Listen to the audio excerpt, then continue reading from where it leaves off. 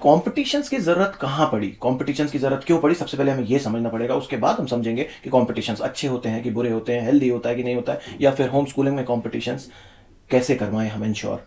सबसे पहले कि उसकी ज़रूरत क्या है। कॉम्पिटिशन्स की ज़रूरत बच्चे को नहीं है। अगर उसको कोई स्किल एक्वायर करनी है और उसके लिए उसको ये सिखाया जाए या ये मानसिकता या ये एटीट्यूड सिखाया जाए कि वो स्किल तुम दूसरे से कितनी अच्छी कर पा रहे हो, तो तुम आगे जाओगे। This is not a good attitude, this is not at all required. आपको ये समझना पड़ेगा कि कंपटीशन की ज़रूरत पड़ी है।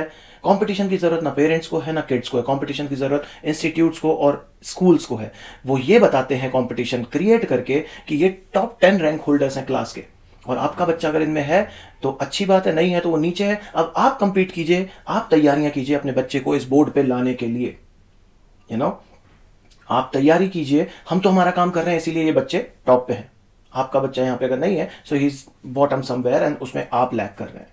फिर आपके अंदर आती है कंपटीशन की भावना इन 10 बच्चों से कंपीट कराने की अपने बच्चे को, ताकि आप भी यहाँ पे अपने बच्चों को ला सके और स्कूल आपको ये बता सके कि we are doing our job better, we are doing our job right.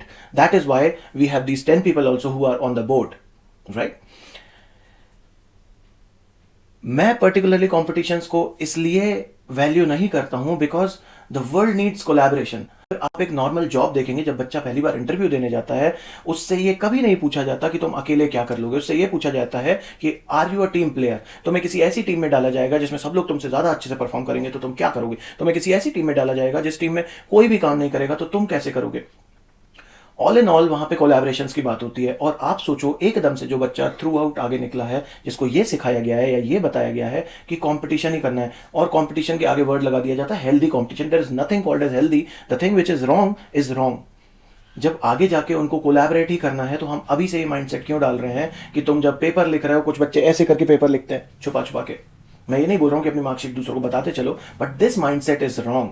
Because आगे जाके जो बच्चे जॉब करते हैं या जो बच्चे कहीं पे भी काम करने जाते हैं, वहां पे जब वो काम करना शुरू करता है और अगर वहां पे वो इस मानसिकता से काम करेगा ना तो उसके साथ कोई काम नहीं करता और वो ही इज लेफ्ट बिहाइंड। और वहां पे बड़ी बड़ी टीम्स रहती हैं जिनके साथ उनको काम करना है। So you need to understand this thing that competition is not required everywhere. Competition is not for you. Competition वहां पे बड़ी लेवल पे होते हैं कि कंपनीज के बीच में होते हैं कॉम्पिटिशन, कि हमको ये प्रोजेक्ट लाना है, हमको ये प्रोजेक्ट लाना है, तो हमारा दूसरी कंपनी के साथ कॉम्पिटिशन है और तुम लोग एज अ टीम काम करोगे। आपको समझना पड़ेगा, जो जितने बड़े पद पे जाता है उसको उतना ज्यादा कोलैबोरेशन करना पड़ता है, कंपटीशन नहीं। सबसे बड़ा पद होता है collector of like city. Collector of city आप बन रहे हो और आप सोचो कि आप कंपटीशन कैसे करोगे। You need to collaborate, you need to learn how to be a team player, you need to learn. ये डिफाइन नहीं करता है कि आपकी स्किल अच्छी है अगर आप किसी और से बहुत अच्छा परफॉर्म कर रहे हो। आप वो चीज कर पा रहे हो, आप वो चीज you are able to do that, you are able to do that very well, defines your skill.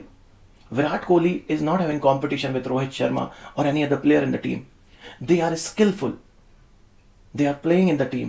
एक साइड अगर विराट कोहली खड़ा रहे, एक साइड रोहित शर्मा खड़ा रहे, दोनों के बीच में कंपटीशन चलता रहे, वो रन ही नहीं बना पाएंगे, एक दूसरे को नहीं बनाने देंगे। Team will never win. You need to understand this fact. और ये फैक्ट जितना जल्दी आप समझोगे उतना जल्दी आप ये मार्क्स, डिग्रीज, रिजल्ट्स, इन सब माइंडसेट से आप बाहर आ जाओगे। और the day you are out of all this mindset, you will connect with your kid more. You will understand the skills are more important than marks, competition. These all things are created to blindfold you.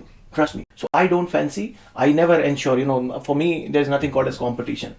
Yes, if you want to do competition, competition is with self. Competition is with, the better me, with the older me. So that's the competition ideology for me. I don't believe the competition ideology is required at all within the team, within the, no, they bluff you, they blindfold you, like telling you that we are doing our job correct. Not at all.